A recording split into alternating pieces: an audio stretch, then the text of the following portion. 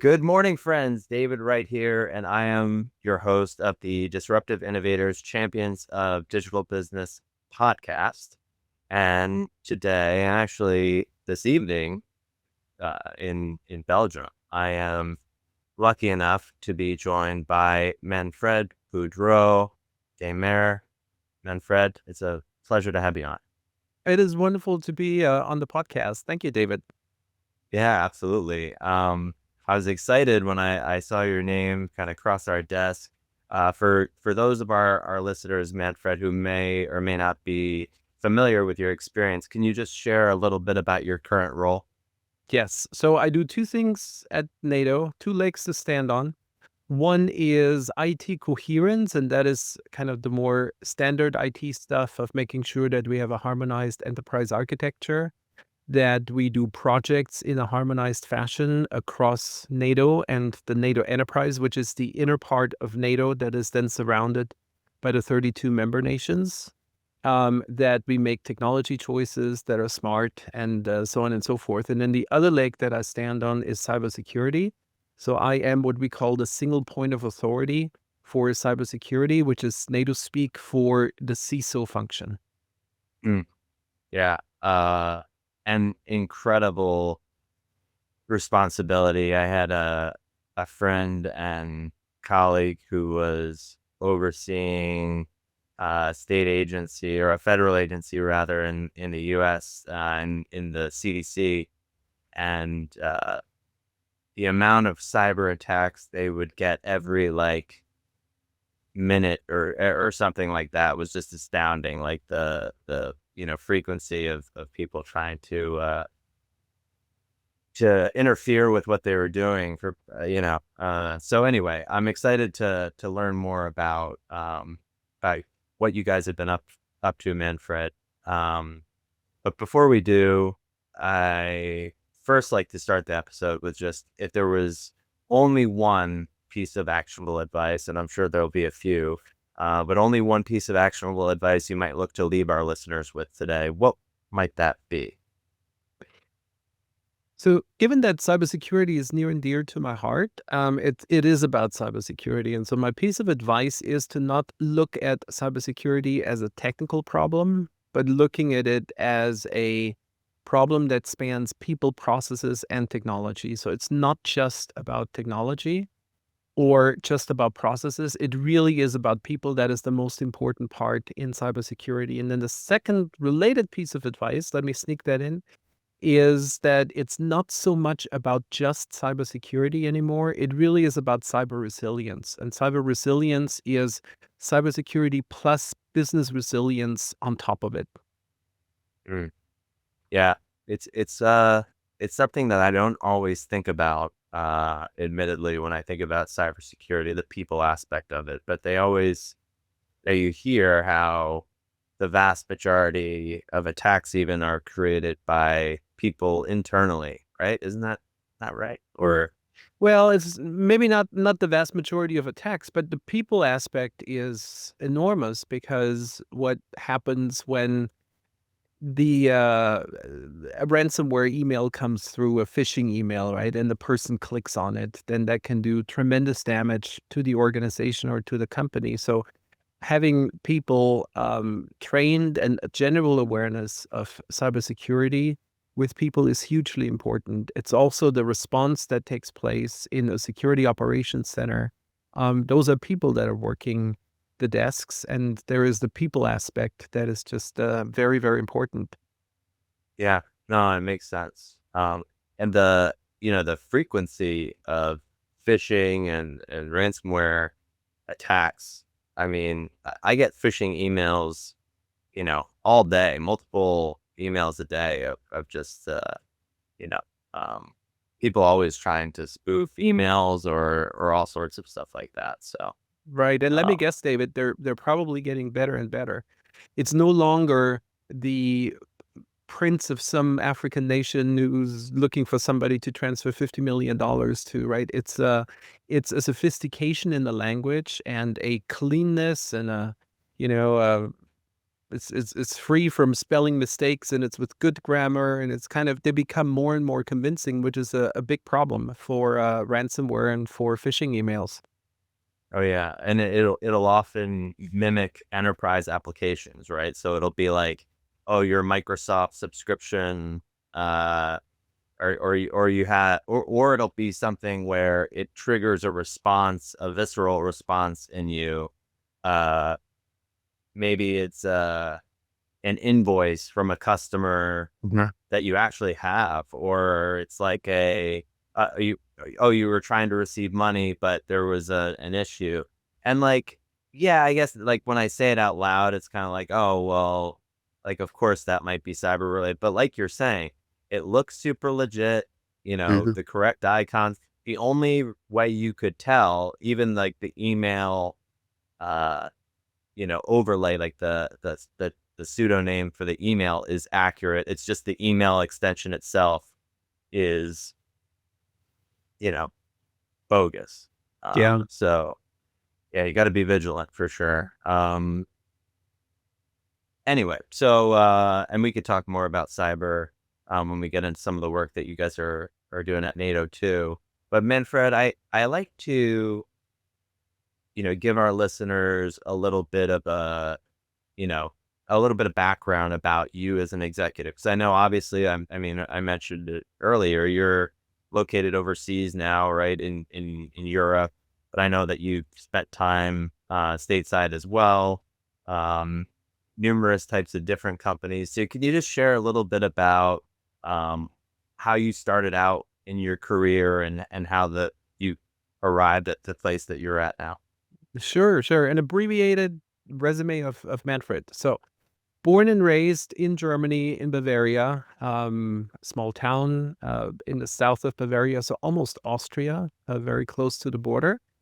And I grew up there, and then started working for a company in Bavaria as a programmer, and I did that for a number of years. And I figured out that programming isn't really the thing that totally excites me. There is not enough talking involved in that. There is not enough interaction with other people. I found that to be a very solitary thing to do. And so after a few years as a programmer, I started at Compaq Computers at the Munich headquarters, which at that time was the international headquarters of Compaq. And so I worked there for a couple of years, briefly moved to the Netherlands with Compaq as part of a transition team to put a new distribution center in place there. And then I moved with Compaq to Houston, Texas. That was the jump over the Atlantic Ocean. And I started in the Latin American division, which was headquartered in Houston, but then lots and lots of visits to Latin America. We supported the Latin American subsidiaries. I had a second office in Brazil at a factory that we had there. So I did that for 9 years, and then Compaq merged with HP. So those who have been around for some years in the industry would remember that Compaq and HP merged in 2002. That's how I joined HP. I did data warehousing, as we called it back then. It then became business intelligence systems. It then became data analytics systems, which is what it is really right now. But back then we called it data warehousing. I did that for a number of years, and then moved into supply chain and then strategy and planning functions for an offshore team that we used at HPIT to do our internal system development and system support. And those were locations in India, China, Malaysia, Mexico, and Costa Rica. So I did that for a number of years. And then I left HP and we moved to Vancouver, Canada. And I joined a company called Sierra Wireless, a mid-size Canadian technology company, a pioneer for Internet of Things technologies and 5G and all of these things. And I ran their IT department for 11 years. Lots and lots of merger and acquisition work that we did, including divestitures of a couple of business units. So I did that 11 years, and then I came to NATO. So that was now 2021, and I started at NATO in September of 2021, and I just completed my 4-year anniversary here at NATO. Very cool. How did you make the jump from Sierra Wireless, which I think is a partner of ours, I think we do some work with them as a vendor to NATO.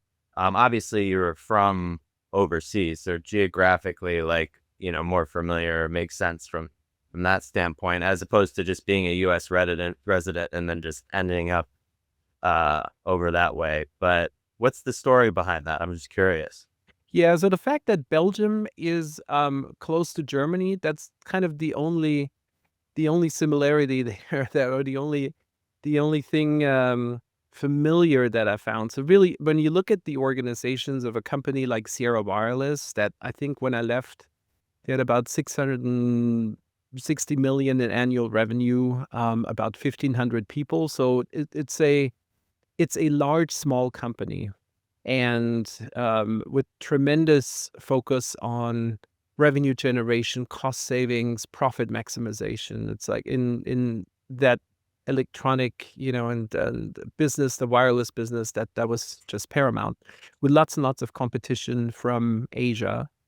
And then coming to NATO, which is gigantic as an alliance, it's very different. It's public sector, of course. So we are not in the business of generating profit. We are in the business of guaranteeing safety and security for 1 billion people on the planet. So just the genetic makeup of the organizations are extremely different. And then the work that I did at Sierra Wireless was a relatively small team. IT at NATO is very, very big. Earlier, we touched upon cybersecurity. So the types of threats that we have in the alliance and at NATO are very unique to NATO. It's not, we don't deal that much with commercial threat actors that want to get our money. We deal with nation states who want to get our secrets. And that's also one of the big differences, the threat profile between a mid-sized company in the private industry and a very large international organization. Yeah. Wow, that's crazy.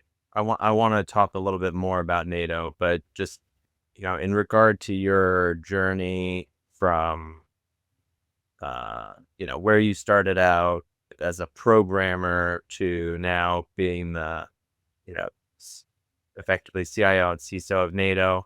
Um, what would you say is one of the most important things that you learned over the course of your journey? And it may even be from a time that you had a project fail, but ultimately you took away a profound lesson, or some sort of personal revelation that led out of some sort of moment in time. Like, what's just one of the more important lessons that you learned over the course of your journey? Mhm. The big lesson is that it is always about people.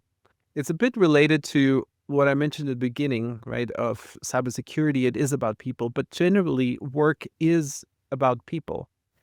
And if I take my time at Compaq Computers or at HP, those are computer and manufacturers and technology companies. So one could easily think that every project that we do is kind of easy to do on the technology side because we are the ones creating the technology. And so I found out that at times it's really, really hard, and it's not a technology problem, and it is a people problem. If a project doesn't get over the finish line, or if it does, and then the functionality is really not accepted by people, if you're stuck in kind of like a change management nightmare, it always is about people. So the importance of people is really, really important. The importance of connections, of networking, of making sure that everybody has the same understanding, of having respect to people you work with, people who work for you, and the person that you work for. So the people side of the house is extremely important. Yeah, no, 100%. I think, like you were saying, with a high tech company, internally, you wouldn't necessarily automatically think that internally or externally, like it's the delivery of this piece of hardware, right? Like, but I could see how in the massive kind of operation that, Compaq or HP or whatever had the significance of people, would play in that, and really every organization. I mean, when we look at, I think I was talking about this last week with a colleague, like failure in, digital transformation or just technology initiatives, AI initiatives. So often we can point to a lack of enrollment or disenfranchisement of employees, of people, a lack of proper communication, um, governance, people Mhm. stuff, you know? Exactly, exactly, and I learned that lesson quite painfully. So if I go back a couple of jobs, I implemented a system, and so prior to implementing that system, we did a search who are the market leaders in that space, and we found 2 that are the obvious market leaders, and we put a team in place that would compare all of the features against the requirements, all of the things like cost and type of architectural concerns about these systems. It was system A and then or vendor A and vendor B. And in the end, we chose vendor B because on paper it made the most sense. It was just essentially at parity in a lot of the rows in this Excel spreadsheet of this comparison. And it was also quite a bit less expensive than system A that was given to us by vendor A. And so B was what we implemented. And in the end, there was it did not work. Really, in the end, it should have been system A because that is what people were used to from their previous jobs. That was what was a bit more than the market leader. There was a kind of a universal understanding of what that system is and what it does. And so to treat the exercise just as a quantitative comparison between 2 systems, that was the mistake that I made, and that was one thing that I paid with a year or 2 later by really then implementing the other system and undoing that mistake, and it was a costly mistake. And it would have been different, if I had taken the people aspect more into account, than I did. So it always goes back to people, to change management, to having the right communication, the right, partnerships with people. That is what makes or breaks a project, and that is what makes or breaks a company. I'm trying to think if I only had to learn that lesson once, earlier in my career, or if it was a couple times, but uh, a great, lesson for CIOs and executives, and, consultants or partners alike, right? I mean, I was talking about this with, I was on a podcast, another friend's podcast, and we were talking about, uh, other consultancies and stuff like that, and how to differentiate yourselves. And, I still see a lot of technology integrators stateside and overseas that are just very much focused on implementing platform X, and consultants and partners who are interested in running an RFP for sourcing platform X, Y, or Z, right? And you kind of nailed it when you were kind of referring to the way not to do it as a very Mhm. like quantitative analysis, or I forget exactly how you worded it, but that's my understanding, right? Where it's just like that on paper, like when Mhm. in fact, right, it's a lot more than that. When we consider the people aspect or the cultural aspect or what have you. So, something that I, through failing myself or however you want to refer to it, had to get a lot better at was spending the time on the front end to really go out into the community, like let's say within one of our customers, and make people feel heard and seen and all of that. Not only because it would pay dividends when it came time to actually transition to any platform that might make sense or not. But also because oftentimes, like, those folks know where the bodies are buried, right? So I would be collecting all this data, right, about the current state environment, they would tell me something anecdotally that would make that data pop off the page at me and say, "Holy shit, like I didn't really notice that until, Tammy mentioned it, right? Or Jimmy mentioned it." So, Mhm.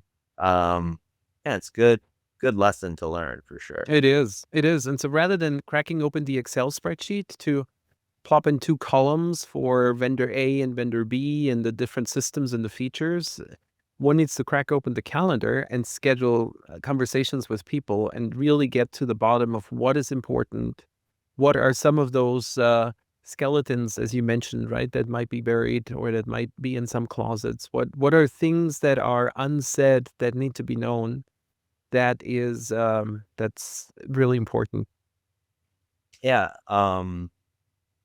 and, further, right? Because like, I think of this lesson, like, when I'm working with, our our customers or our partners internally, and then on the people thread, right? Like, I was actually on with the, chief medical and innovation officer at, UC, University of Colorado Health yesterday, and we were talking about how, they're very much oriented with, a problem statement. Like they need to know the problem for like instead of just like throwing technology and solutions at the wall, right? Like let's identify the problem. Let's identify if somebody has solved that problem, right? In their case, in the healthcare community, if someone has, we don't have to reinvent the wheel. Mhm. Like, imitation is the sincerest form of flattery. Like let's borrow that lesson and leverage it. And we can even iterate on it if we'd like, right? If we need to customize it or we want to, you know, make it fit our organization. But all of that's to say, um, let me reach out to people in my network, right, who have either leveraged these solutions or who have walked down this path and see what I can't leverage to, benefit from their experience, right? And build a network of people around myself that I can, lean back into.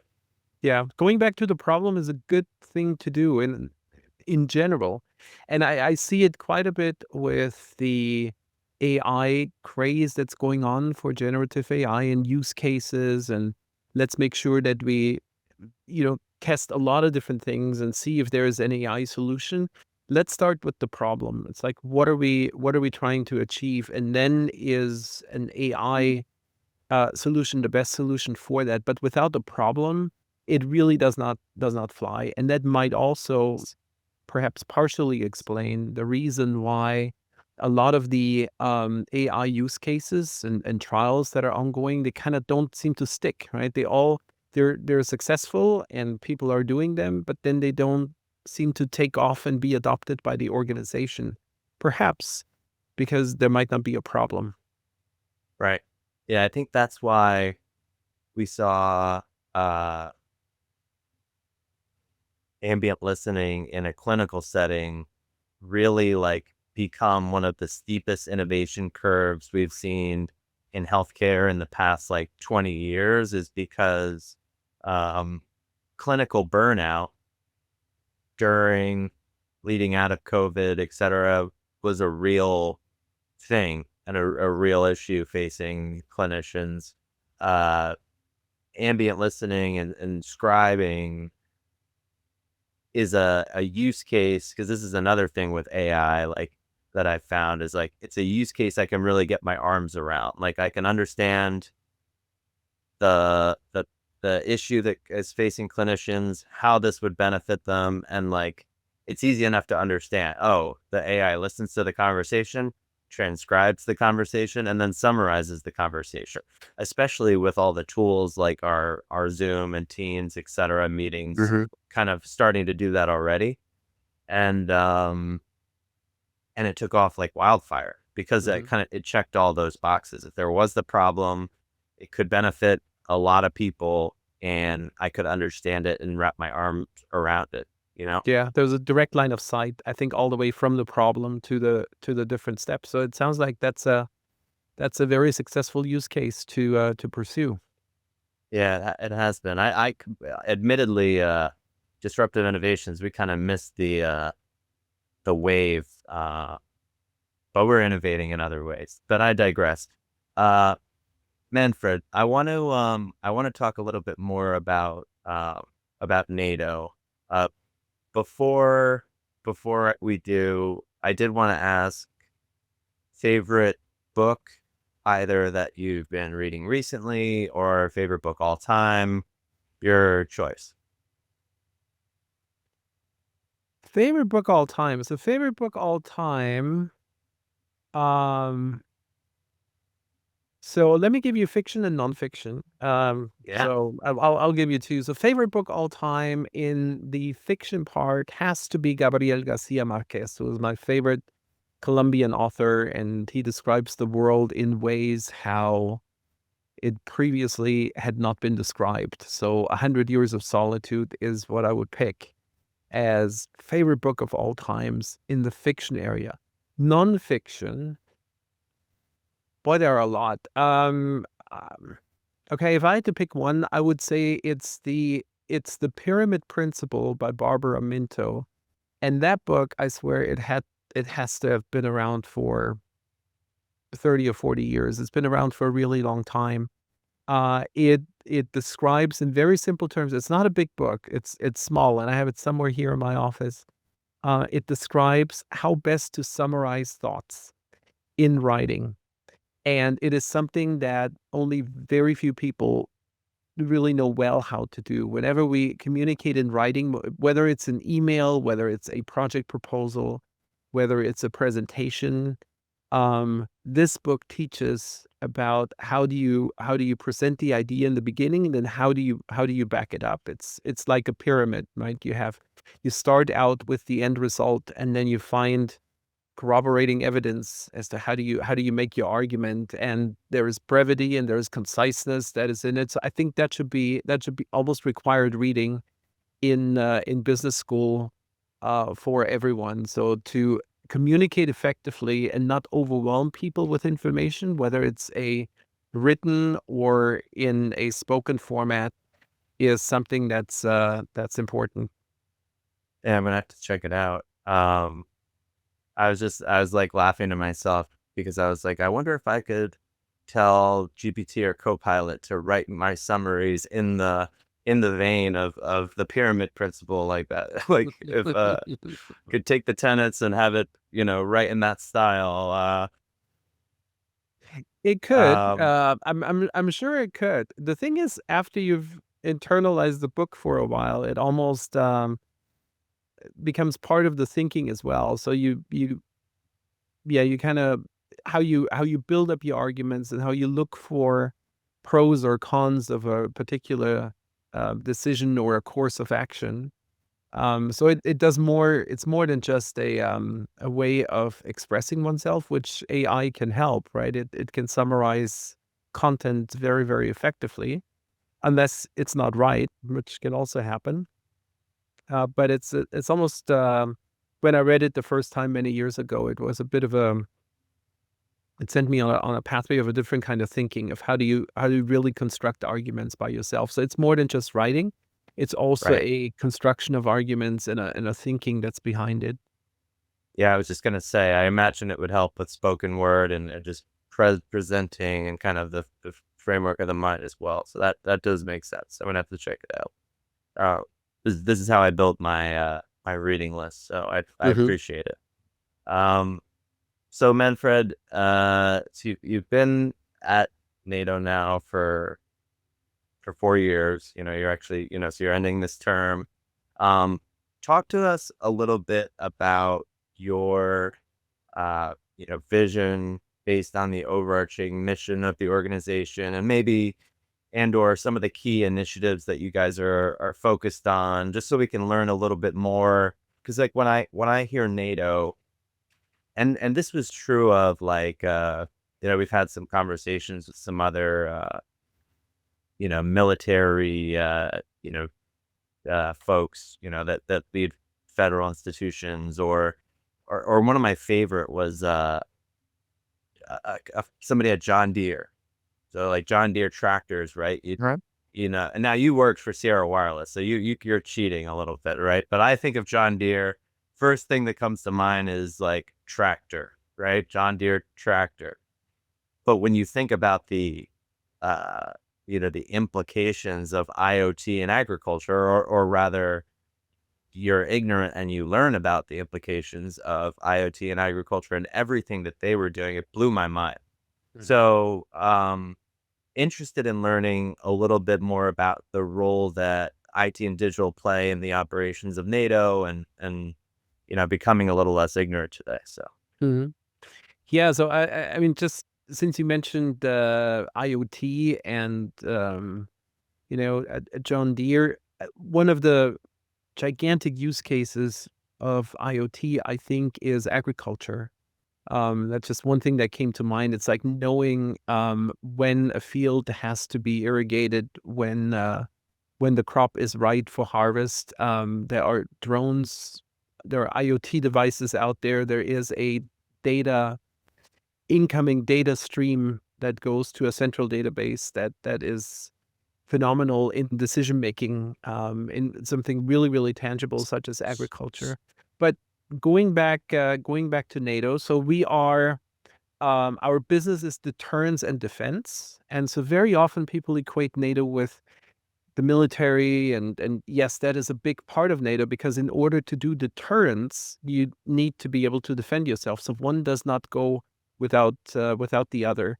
But our primary focus really is to deter um, the territory of the alliance or the systems of the alliance to be attacked from our adversaries. And so for that, we do a lot in keeping a very strong military and having it ready. And our 32 member nations have their local troops that are then put under the NATO command structure for a central command of activities. So much like many other businesses, digital transformation is an important topic for us. It's something that we've started on a couple of years ago with a digital transformation vision, and then did an in-depth gap analysis as to how do our systems have to look like to support the goals of the alliance going forward. So we are in a very, very large digital transformation effort to put our systems in shape and have them so that they best support the goals of the alliance, which all go back to deterrence and defense. And so one big part of that is multi-domain operations. So the times when a war was fought on land or on water or in the air, and just having it in those three military domains, those times are over. And so there are two new domains that were added not so long ago, and one is space as a military domain that is new. It's the new frontier. And then the fifth one, which was added in 2016, NATO made that a military domain, is cyberspace. And if there any kind of activity needs to be any kind of defense that we do is in more than one domain at any given time. And so it's the concept that we call multi-domain operations, which is the interaction and the interplay of the systems that are traditionally in place in the air, land, sea, space, and now cyber domains. And so putting those systems together, having the data arranged in such a way where it can be mined, it can be analyzed, it can be fed into AI, whether it's generative AI or it's agentic AI. That is what we work on right now, and that's a very, very exciting topic. yeah, it's wild. What about what would you say, Manfred, are some of the biggest challenges facing NATO today that would hinder your ability to execute on stuff like that, or just hinder the overarching mission of what you guys are trying to do? Big challenges that NATO has to deal with, and that frankly every company has to deal with. Cyber used to be a relatively quiet space where every now and then there were something bad happened, but that's no longer the case. There is constant activity in cyberspace. We are under, we're constantly being challenged in cyberspace. So unlike the other domains that I mentioned earlier, air, land, sea, or space, there is always activity that's going on in cyberspace. We're having constant um, uh, interactions with companies that are trying to, do harm to our systems, or essentially with adversaries that want to do harm to our systems or learn our secrets. And so we are engaging in the defense of those systems also in a continuous way. So the fact that cyberspace is always contested is something that is true today, and that it becomes more and more contested over time. Artificial intelligence doesn't help on the attacker side, because that's where we see a lot of activity that just becomes faster and through an uplift with artificial intelligence, and it's the ransomware or the phishing email scenario that we talked about earlier. And then we're also using artificial intelligence, of course, to defend ourselves. So we're using it Right. on the blue side, on the defense side. But at the level of technical advancement that happens, and almost like each side going up little by little in learning, whether it's the attacker or us on the defender side, that makes it a very, very dynamic place to be. And that's one of the big differences from just a few years ago. Yeah. Well, and I was gonna actually ask you, what's one of the most kind of innovative things that you guys are working on, or that you're excited about for the future, that think will have a significant impact on either propelling the vision of NATO forward or safeguarding what you're already doing? Um, Anything additionally come to mind? Let me mention three. So one is the digital transformation and the multi-domain operations that I mentioned earlier. The fact that we will be able to combine data that originates somewhere in the land domain, and use it, and then guide at the same time actions that are happening in air or in the cyberspace. This concept of putting those domains together, and having a concerted effort across more than just one area, that is a very exciting way that is enabled through technology. Another thing that is very exciting is artificial intelligence and what it gives us in a place like the Security Operations Center, the SOC. So we had in the past SOC analysts manually look at logs or use um, non-artificial intelligence SOC applications to help in log correlation and identifying patterns, and all of that is supercharged with artificial intelligence. So the past kind of machine learning protocols that is advanced in AI now, and there's lots and lots of new capabilities that I see happening. And it allows our SOC analysts, rather than analyzing logs or trying to find out patterns with all of those different data points and events that are happening in the network, it allows them to operate at a higher level of abstraction and really step back and then see what are the patterns, what are the things that we really need to worry about. And then as a third one, it's also artificial intelligence enabled, is adversary emulation. That's one technology that's quite interesting, and I call it penetration testing on steroids. So we're all familiar with penetration testing for an attacker trying to break through the perimeter of the network and then to get into the network. Adversary emulation goes a step further. It assumes that an attacker is inside of the network, and then you can use artificial intelligence to play through the various scenarios that the attacker would take. And you can almost assign a probability to each one of those attack pathways as they would be unfolding um, through an AI engine. And then that, of course, gives you the information of how do you better protect yourself? Where do you direct your resources in the short term, the midterm, or even the long term in having better protection of your systems landscape. Yeah.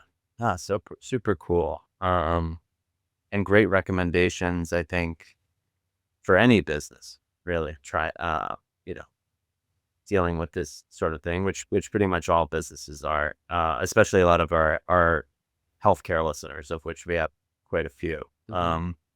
So, Manfred, this has been great. I've learned a ton. So two final questions would be, um, where do you see the cyber industry going in the future? Just because we've talked a lot about cyber, or we could talk about federal agencies. Where do you see federal agencies going in the future? But I think more cyber is more relevant. So let's start there. What do you think is the future of cyber? Wow, it's a big question.